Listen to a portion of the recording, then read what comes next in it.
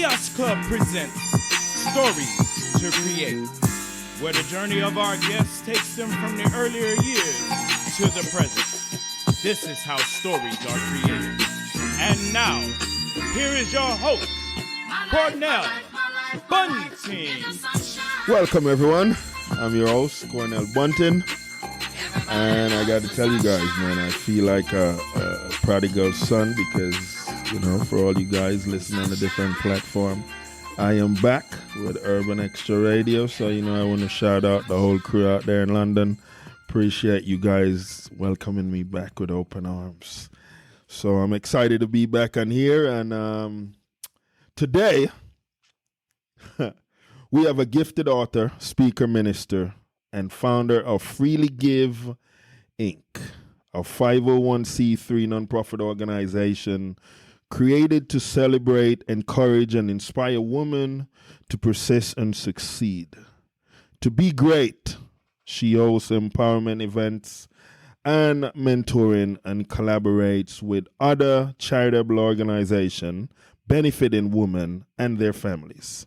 She's currently enrolled at Northcentral University, pursuing a Ph.D.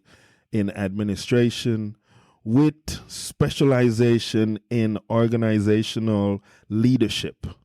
She was recently inducted, this is so huge, into the National Society of Leadership and Success, the nation's largest leadership honors society. She lives in Southwest Florida with her husband, retired deputy Roderick Spears, and their blended family of 7 children and 10 grandchildren. Ladies and gentlemen, Karen Spear. Welcome. Thank you. Thank you so much for having me. You're looking mighty dashing over there, too. Thank you. Thank you. I want, before we begin, if I may, to just give you your flowers.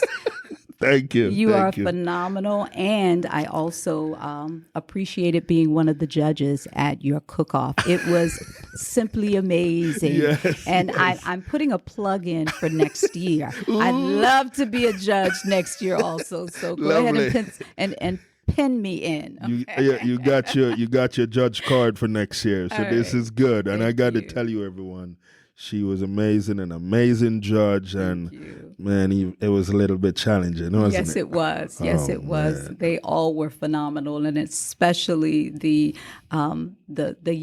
kids who Yes. were the young chefs, Yes. the sous chefs. Yes. They were exceptional. It was amazing, Yes. an amazing event. So Yes. thank you for bringing it to Oh my Southwest goodness. Florida. It's necessary. Absolutely. So now we're going to dive into Karen Spear's world. Before Karen Spear, now. Before we even talk a little bit about one of your book, which is called Gracefully Broken, let's go back before you became Miss Spears. Absolutely.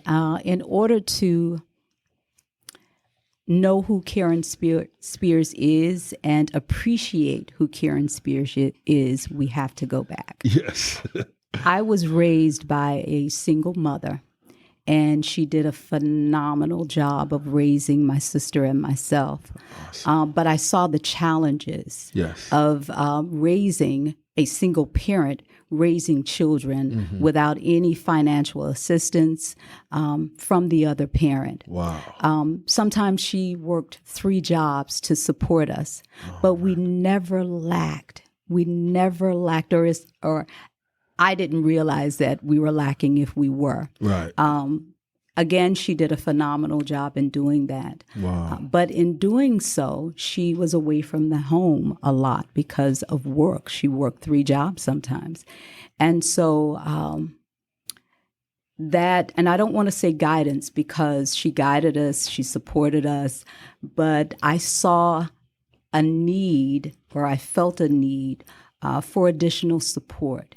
And that's what brings me to creating and establishing my organization, because there are women out there who just need that guidance, who need a listening ear or a helping hand up. Yeah. And that's what I wanted to provide. So, Yeah. Young Karen. So I gotta ask you though, because you know Absolutely. when you say mom wasn't there a lot, did you young ladies do anything you wanted and just been unruly and No. Thank God, because of her instilling morals and value in us, we were good girls. Wow. We could have taken advantage of the situation, but we did not. Of course, we were children, Right. and so children do children things, but she never had to worry about us being promiscuous or doing things that we should not have been doing. Right. No. We did not. How was your girls' relationship? My relationship with my sister, Yes. our relationship was not that great. We loved each other, but Okay. we were very different. Okay. I, as a young child, was very spoiled, and I was very selfish at that point. 10, 11, 12, 13 years old, I was very selfish. Wow. And so my sister and I bumped heads a lot. But as we've grown older, we're sisters. We're sisters by blood. And that will never change, of course, but that I think we've grown stronger. We've had some challenges over the years that we've had to overcome. Yeah. But we've grown stronger in our relationship. Who was an introvert? I am actually the introvert living an extrovert life. Okay. That is amazing. I was quiet. I was very quiet, very introverted. I stayed to myself. I had a few friends, but, stayed to myself. But I was very mean. Wow. And that is not the Karen. Thank God for deliverance. That is not the Karen now, but I was very mean-spirited. I actually fought a lot. Yeah? In school? And I'm not happy to say that because I'm not proud of that, but I raised my children differently. I raised my children that instead of using their fists, to use their voice. Yes. And so my daughter, they can articulate themselves very well, and instead of again using their fists when they're angry, they can use their words. Right. But I was a fighter. Yeah. And I saw something on Facebook just the other day, and it was a post that someone said, every hood, and I grew up in the projects. I grew up in Jones Walker apartments. Okay. Every hood has a light-skinned pretty girl who can fight. Wow. And I chuckled because I was like, that was me. That was you.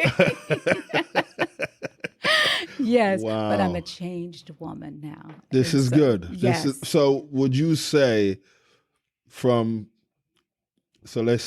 elementary, middle school, high school, did that follow you all three? It started late middle, Okay. 8th grade. Okay. And because and this has to be said, because it's true, because light-skinned girls sometimes get picked on more often.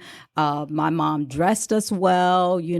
We had pretty decent length hair, and it's unfortunate, but I was picked on. Right. And so that caused me to defend myself. Right. But when I found out I could fight, that's when I have to take accountability, because I then said, okay, everyone who challenged me, I'm going to go ahead and I'm going to fight them and get it over with. And that's what I did, because I initiated quite a few of them. Right. And so, but that followed me through high school. Wow. But after high school, I realized that I am not that person. I don't want to be that person anymore. Wow.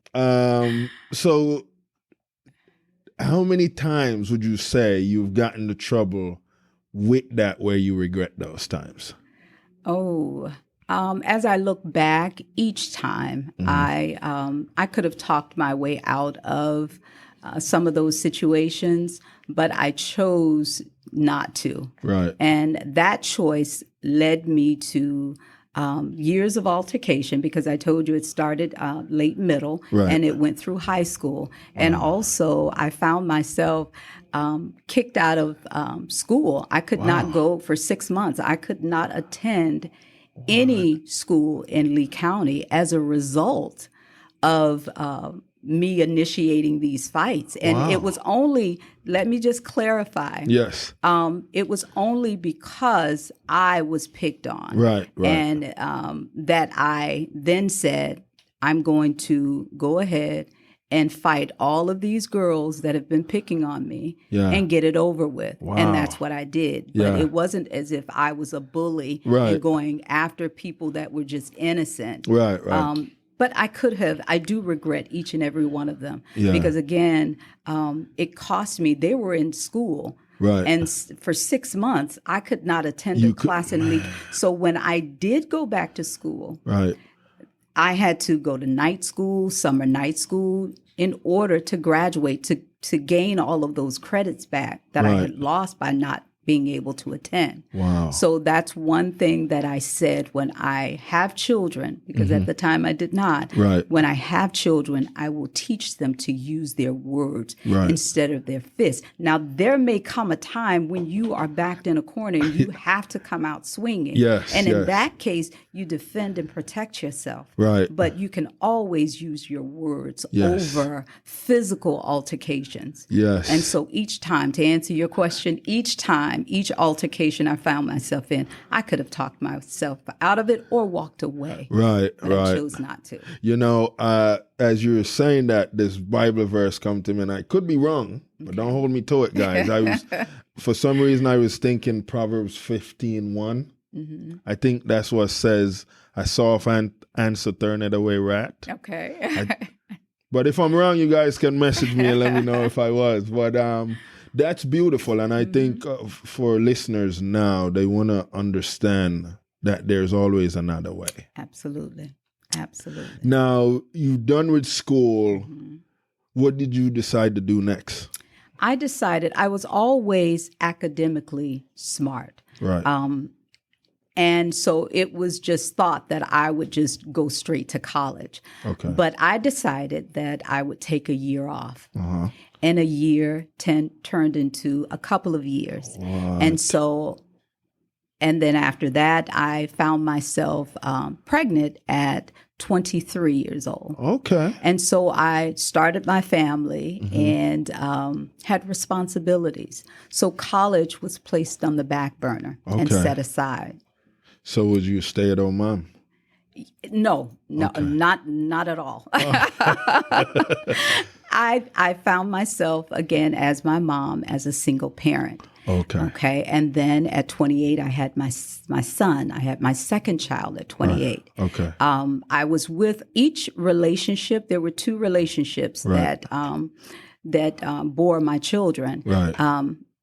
Each relationship was long term. Okay. My son's father and I were together 16 years. Okay. But I should have gotten out of that relationship after the first 2 years. I see. He was not physically abusive, but mentally abusive. I see. Infidelity, cheating on me, and so forth. So I should have gotten out of that. Right. But it wasn't until I turned 30. Okay. I cried. I was so depressed because I just reflected on my life and thought and knew that I should be someplace else further. Had I made better choices. And that's what I tell people, especially women, because I interact with women mostly, that the choices that you make are so vitally important. Yes. Because they will traject you in a certain way. They will send you down a different path than what you want to go. So make certain that the choices that you make are good choices. Yes. And I didn't make great choices back then. So would you say you didn't really pay attention to any detail in that first relationship, or you did?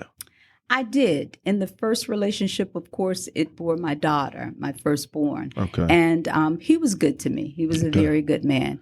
But as far as how he treated me. Right. But he was into some shady things. Okay. And so that relationship did not last. He ended up going to prison. Oh, man. And so that relationship did not last. Okay. The second relationship, again, it was a 16-year relationship, but I should have been out of it the second year. Yeah. But I stayed because of my son. Right. I thought that my son needed his father present because, again, I didn't have mine, and I didn't want that for my children. Right. So I thought that staying with him would benefit my son, but it did not, because he really didn't spend time with my son at all. Wow. And so... Was there ever a time when you got to have a conversation with him about that? Oh, absolutely. But he wasn't hearing it. He was, you cannot change a person, okay? They have to want to change. And he didn't want to change. He saw nothing wrong with the way that he was. Wow. And so I stayed hoping that he would change, if not for me, then for my son. Right. But he didn't want to for either one of us. Wow. And that was okay. I came to realize that after I ended that relationship, that's okay, because there's someone for everyone. Yes. And there's someone that will make everyone change for them. Right. He was not that someone for me. Okay. And so release him and let him go in love. Yeah, it's good. So you took yourself a little bit of time to heal from that. I did. Yes. Like I said, at 30, I stayed in bed. I was so depressed because I just reflected on my life and thinking I should be much further. I should have accomplished much more. Right. And that's when I started to change. Okay. I set goals for myself. Okay. And I wanted a home for my children. Right. I purchased a home for my children. Good. I wanted to, after a year or so, I wanted to go back to school. Mm-hmm. And so I started going back. I re-enrolled in school, and I got my degree. And I went on to get a master's degree, and now I'm in a doctorate program. Wow. And so I was able to do so much because of this. I changed this. Change mindset. Changed my mindset. That was beautiful. Yes. Now, when or what point did you decide, you know what, I want to go into the writing world and be a part of storytelling? What sparked you to wanting to do that? Actually, school. When I would submit my papers, my professors would say, "You write well." Right. Even in one of my speech classes at the very beginning, my professor at that time, she actually told me, because again, I'm an introvert. I really didn't care to speak out to let my voice be heard. Right. I had a couple of prophets at church say that you're a leader, come out from behind, you need to open your mouth. And so, but this professor, she said, you're a speaker. Mm-hmm. Go forth with your gift. She actually started prophesying. Wow. And telling me all of this stuff, you're going to do this, you're going to go and use your gift. And so that's when I decided, let me kind of dabble in this. Let me see if my writing skills are what they say they are. So that brings us to my first book. Gracefully Broken. Gracefully Broken. Yes. And the emotions of you sharing your part of this book. How was that? It actually was very therapeutic. Okay. And it also, it allowed me to give hope. And that's my journey right now that I'm on, to provide hope to a world that can seem hopeless at times, to let others know that, yes, I was diagnosed with cancer. And I open up in my chapter with the doctor telling me. And when you hear those words, I kind of blacked out for a minute, because when you hear those words, you have cancer. Right. everything went silent. Right, right. And those words just kept reverberating in my ear, Yes. over and over again. So when you hear those words, it's impactful. Right. And, because, and I would love for you to I touched a little bit more on this because, for a lot of blacks, they finally had a superhero that they were excited about. They came out with a movie and did some damage in the box office, and then boom, colon cancer. Right.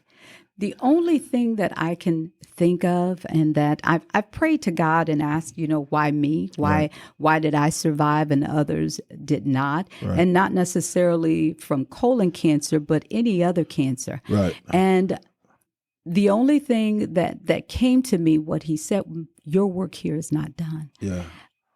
Apparently, Chadwick work was done, right. that he had completed his assignment, yes, and that he had ran his race and it was time for him to go home. Yeah. So there was work for me to do. Right. And when you're faced with a life-threatening disease, situation, issue, it changes you. Right. You can allow it to change you for the better, right. or you can allow it to change you for the worse, because you can come out of it bitter. Right. You can come out of it blaming others. But I chose to allow it to change me for the better. And after that, I created my nonprofit organization because it had been in me to help women and assist women from the struggles that I saw my mom go through, and then the struggles that I went through as a single parent. So I always had that in me, right. the desire and the passion to help women. I just didn't know how to do it. Okay. Or when to do it, or how to, Right. And so once I was cured of colon cancer, yes, God said it was time. It's time. You have strength now. Yes, I'm your strength. Okay. So it's time for you to do that. And this is my presentation. My nonprofit is my presentation to the world. Beautiful. Yes. Now, would you say, have you ever gotten into any situation where you're like, man, I don't know if this was the path I should have chosen, when you talk with different single parents to help them through whatever that challenge is or what that look like? How challenging did that get for you? It's extremely challenging even to this day. Right. When you have someone who's facing something that you may not have experienced. Right. And so now you're leaning on the word of the Lord. I am, yes. And I'm leaning on his instructions on how to help them. Right. And I pray a lot, Lord, help me help them. Yeah. Show me the way. Show me what I need to help them. But I also encourage them, because I am not clinical. Right. I am not a psychologist or a psychiatrist, that it is okay to seek additional help. When it gets to that point where it's out of my realm, Right. then I encourage others to seek professional help. They are an extension of God's hand and feet here on earth. He created them. So seek their help, because they have the clinical knowledge and skills that I don't have. Wow. So in situations where I'm faced with, a parent, a lady, and even some men, I suggest that they seek professional help. Therapists are here. Psychologists and psychiatrists are here to help. Wow. Now, Roderick, who said hi first? That's my honey. Actually, he said hi first, I believe. We met, my cousin, who lives now in North Carolina, but she lived in Fort Lauderdale. She came here to visit me. They were best friends. They went to school together, and they were best friends. He is a godparent to her children. And so she came down to visit. And I'm not sure why I never met him while they were in school, but I never did. So she wanted to visit him. And he was working at the prison in Port Charlotte. Okay. So we drove up there, and he and a friend got in the car with us, and we went to this nightclub. Yeah. And so at that time, I had just broken up with my boyfriend of 16 years, Right. my son's father. Right. And he had just gotten a divorce. He had broken up with his wife. Okay. And so we were actually bashing one another. I was male bashing and he was female bashing. Yeah. So that conversation wasn't good. But I was like, men are no good. You all cheat, this and that. And he was coming back. Yeah. And so we left, and he left his phone in my truck. It was my car that we had taken up there, and he left it. And so, intentional. yeah, probably. But he says no. He said it was strictly platonic, and it was by accident. But he left it, and so he was calling the phone, and I wouldn't answer it because it's not my phone. Right. But he contacted my cousin and said, and I dropped the phone, told me that he had left his phone in my car and that I could meet him and drop it off. And so he when I did drop it off, he said, you know what? He said, you won that last conversation, simply platonic. Let's go for lunch, coffee, or what have you, and let's continue this conversation. And I thought, you know what?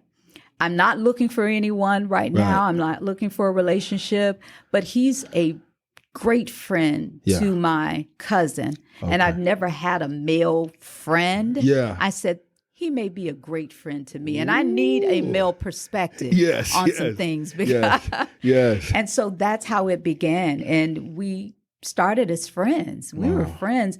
He didn't meet my children for a year. Wow.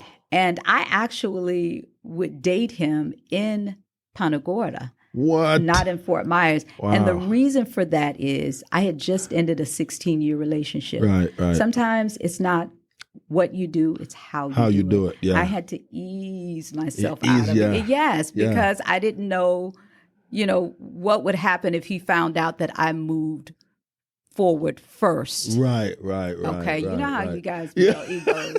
Okay. We supposed to get back together. Exactly. Oh my goodness. But it started off as a friendship and it just developed. Yeah. And that's why I think we're so close because we were friends first. We were goofy with each other. We were, no pretense. Right. And so that's why I think our bond is so strong. That's beautiful. So then he became man of the law. Did you ever? He was man of the law when I met him. Right. Yes. But now as a cop though, Yeah, he was actually never a road cop. Okay. He was actually a captain at the prison over time. Wow. And his goal was to be a warden. Okay. And so, but politically, it got to be a bit too much. So he transitioned over to the Lee County Sheriff's Department, and I'm glad he did because I'm in Fort Myers, and that was a move, I think, intentional as well. Good move. Yes, and he moved into court operations, bailiff. Okay. So that's what he worked until he retired recently. That's good. So you never had a day when you were like, oh my goodness, he might get killed today. So there were days because that prison is a maximum security prison. And one of his subordinates was actually murdered while working. What? And so, so it was very stressful for a lot of reasons, because he went to prison every day. I tell him that. And he was like, no, it was different because I can go home. No, you were in prison every single day. Yeah. And these inmates were deadly, were violent. Wow. And so, when he moved to Lee County Sheriff's Department, that's when I breathed a sigh of relief, even though there are challenges there and, there are times where it can get violent or what have you, but nothing compared to when he worked in the prison system. Wow. Now you decided to pursue a Ph.D. Yes. Now the intent moving forward after that happens, what does that look like with the organization? Well, what it would look like for Freely Give is it would free up a lot of time for me to focus on it. Right. I definitely want to have a building, a site where I can house all of my events, Right. classes. So for the mentoring classes, I can have other professionals come in and share their knowledge. I also would like space for women transitioning out of the prison system into society so that we can help them get acclimated or reacclimated into society. So I know that that's what it's going to look like in 2024. There will be a Freely Give Empowerment Center. Right. And we will have all sorts of empowerment classes, courses. Again, for those that are transitioning out of the system and have no place to go. And these would be nonviolent, women, Right. but some place for them to lay their head to come to for those that do not. Because again, Freely Give is about offering a helping hand up, Right. if nothing more. Who would you say have a more difficult time to transition back into society, male or female? I would say male. And the reason I say that is because men are, and especially our Black men, I think the intent is to destroy the family unit. And who better to go after than the head of that family unit? Wow. And that would be our Black men. Yeah. And so I think they have a harder time. Society, I believe, is somewhat afraid of our Black men, Right. because they're afraid of our strength, and not our physical strength so much, but our inner strength. And I believe that that's one of the reasons why their foot is always on you guys' neck. Wow. And so I think you guys have a harder time. And even not even transitioning out of the prison system, but just, regular society, Right. Black women are given more opportunities than our Black males are. And I'm going to have to research the statistics because when I say that, I want to back it with numbers and figures. Right. But I see it. Yes. Okay. And from what I've seen, because I do have some family members that have gotten into trouble. They paid the price, but it's so hard for them to get back into society. Women, I think they're more accepting because, again, they're not afraid of the women's strength. They're afraid of the men, and they're attacking the head of our household. Wow. But you have some strong women. You have some women that is... You know what? We were not created to be strong. We were created to be helpmates. That's true. We've just had to be strong because they've incarcerated our Black men. They've murdered our Black men. And so we've had to be strong, but we weren't created to be strong. We're delicate. You know? We're delicate. That is so true.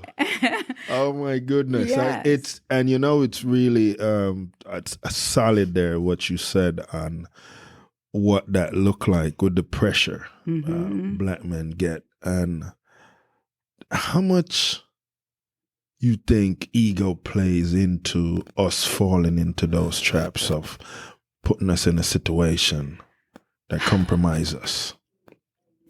Well, you know what? In going through with some family members, when they've gotten into trouble, I now understand the judicial system and how lies are told, stories are created to fit.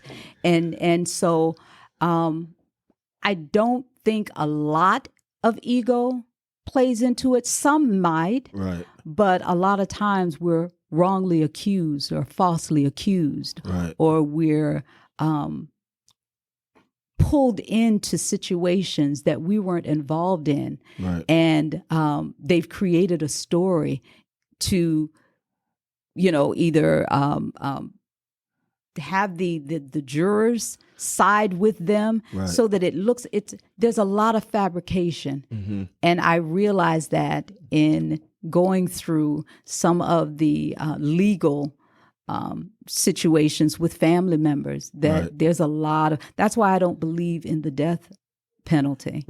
Because there are so many people sitting on death row right now that are innocent. Innocent. And that's been proven. Right. And death is final. Yeah. And so, but there's a lot of lies. There's a lot of fabrications. There's a lot of stories that are created to fit and to look like certain situations in order to indict, in order to imprison our Black men and people. Yes. And so I don't think a lot of ego. Right. Now, that's going to lead me into why Black men rock was so vitally important. Yes, yes. Now, I love all people. Yes. But I felt it was important for me to highlight the Black men in our community who are educated, professionals, have businesses that are doing the amazing in this community and are helping the community because our Black men are portrayed in an unfavorable light. Yes. Only the bad is shown. There's bad in every race. Right. There's bad in every race. But ours, the spotlight seems to be shown on it. I wanted to shift that. Right. And put the spotlight on who our Black men really are. Yes. Because I didn't grow up with thugs, even though I grew up in the projects. Right. I didn't grow up knowing thugs and knowing, I grew up seeing men who were professionals, teachers, cops, who went to work every day, even blue collar workers who went to work every day. Those are the majority of our men. And that's why it was so important for me to create that platform and to spotlight you guys because you are a recipient. Yes. I got to say that. It's for our children. Yes. It's for them to see people that look like them and to inspire them and know that, I can do anything I put my mind to. I am great. Would you say more people are now starting to be aware? Yes. And see, that was the objective. Yeah. That was my hope. When I started these award ceremonies, of course, I started spotlighting and celebrating Black women. Women, yes. Because I saw so few being celebrated. Now, there were some, but there were so many more. And those few, rightly so, they deserved it, but they did not deserve to be celebrated every award that was given. Right. There's so many more. And so I wanted to spotlight those women that were hidden jewels, that were impacting the community and the lives of others just as great as those few that were being shown. Right. And so it started with that. And I met some phenomenal women along the way. Right. Yes. Oh my goodness. Yes. What one of, I would say maybe a Black female author that have touched you in a way that make you want to keep doing what you're doing for a long time? Maya Angelou. Man. I live by one of her quotes, and I paraphrase. I'm not going to recite it verbatim, but people may forget what you say. People may forget, but they will always remember how you make them feel. Yes. And I try to make every person that I feel know that they are important, know that I see them, because so many people feel like they're not even seen. Yes. And I try to make them feel good. And I pray that I am doing just that. But that is a quote that I kind of mirror my life by. They'll forget what I said. Right. Once I leave, they'll forget everything. Right. But they will never forget how I make them feel. Yes. And that's the truth.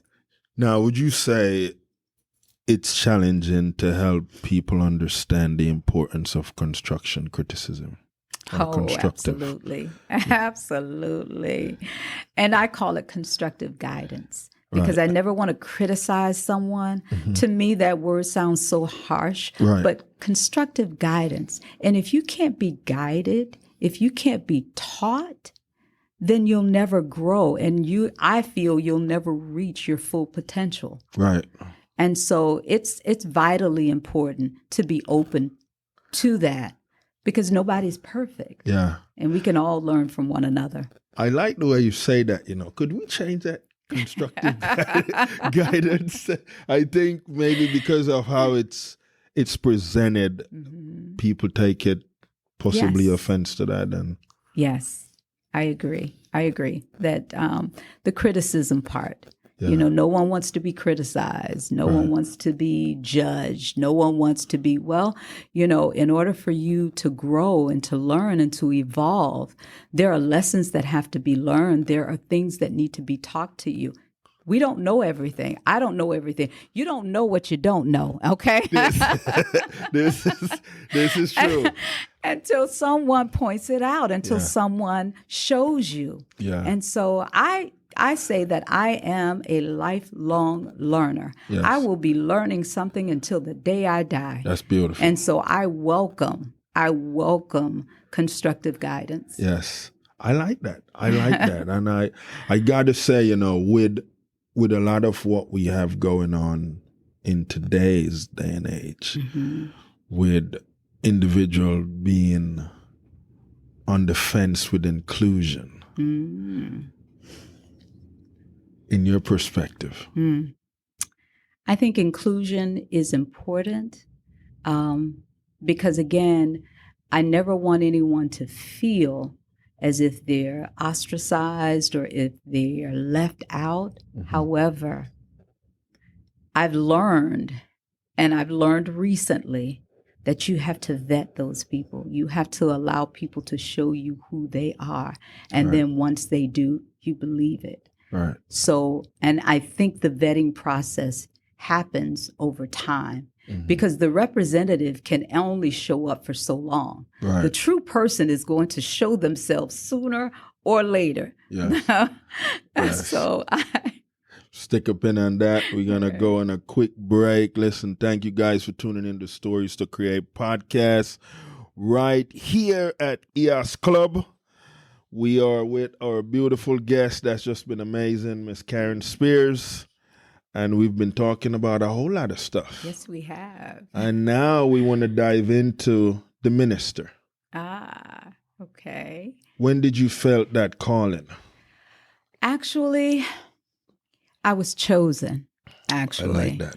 I was chosen. I didn't grow up in the church. I would attend periodically. Right. But when I married my husband in 2006, he was a member and had been a member since childhood of Mount Hermon. And so he wanted me to attend. I was then going to church with a girlfriend every now and then. Right. So he wanted me to attend his church, and I fought it. I was like, no, I'm okay with going over here. I'm familiar with everything. And so one day I said, you know what, I will go with you. I said, but I'm not standing up. Right. When they ask for it. If there are new people here, I'm not doing any of that. Yeah. Before the service ended, I was arrested, I'm going to say, by the Holy Spirit. Wow. I was up when they asked if there was anyone who wanted to give their life, turn their life over to Christ and accept Jesus as their Lord and Savior. I was up there at the altar. Wow. This was not Karen because, again, I'm an introvert. Yes. I was moved by the Holy Spirit to do so. That's beautiful. And I joined the church, started studying.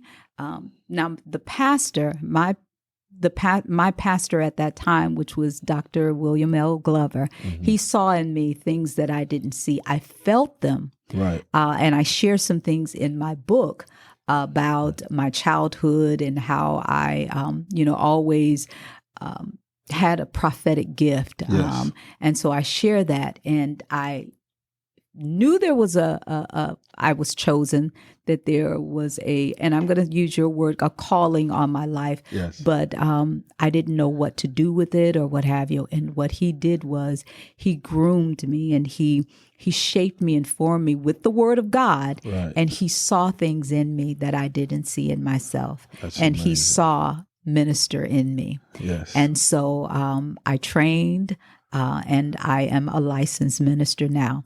And I believe that in this new season, that God is calling me to to study more, to show Yes. myself approved, and to do more work in the ministry. Yes. So you'll see more of that as well. That's beautiful. That is beautiful.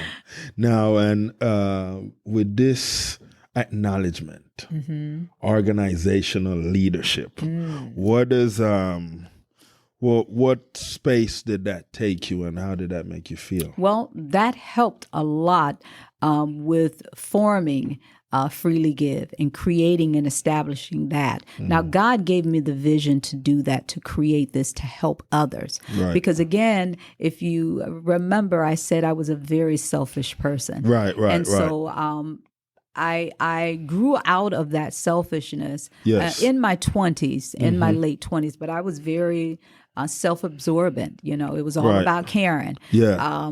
And thank God for deliverance, because now I'm selfless. I'll give someone the shirt off my back. And that was only by the grace of God, by Him changing me from the inside out. That's beautiful. And so with that, it allowed me to create my nonprofit. Right. And touch so many lives, because Freely Give does a lot behind the scenes that people don't know about, because certain things are not meant to be public. Right. You know, if you help someone with their mortgage or their rent, or you give someone money to purchase groceries, Right.